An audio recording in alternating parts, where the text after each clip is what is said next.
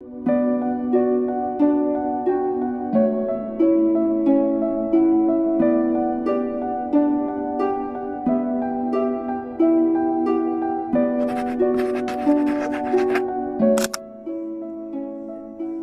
উল আজহা মুসলিম জাতির উৎসবের দুটি ঈদের অন্যতম এক ঈদ, যেখানে মুসলিমরা আল্লাহর সন্তুষ্টি অর্জনের লক্ষ্যে কোরবানির মাধ্যমে ত্যাগ স্বীকার করে থাকেন, যা সম্পন্ন হয় পশু জবাইয়ের মাধ্যমে। আর কোরবানিকে লক্ষ্য করে মুসলিম রাষ্ট্রের বিভিন্ন স্থানে পশুর হাট হয়ে থাকে।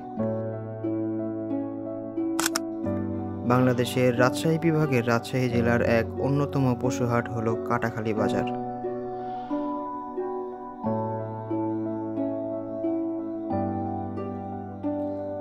যেখানে প্রতি বছর অসংখ্য গরু ছাগল কেনাবেচা হয়। কাটাখালী অঞ্চলটা খুব বেশি বড় না হলেও এখানে খাদকের অভাব নেই। আগামীকাল ঈদ উল আজহা, অথচ আজ এখানে গরু জবাই হয়েছে। ঈদ উল ফিতরে এখানে প্রায় 10 থেকে 12টা গরু জবাই হয়।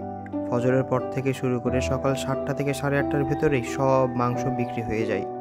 এমনকি ঈদের দিন সকালেও 2 থেকে 3টা গরু জবাই হয়। এক কথায় কাটাখালীকে ছোটখাটো খাদকের রাজ্য বললেও ভুল হবে না।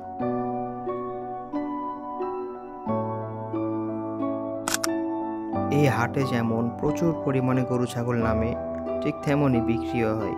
শুধুই কি কাটাখালী, বিভিন্ন জেলা ও অঞ্চল থেকে মানুষ এখানে কেনাবেচা করতে আসে।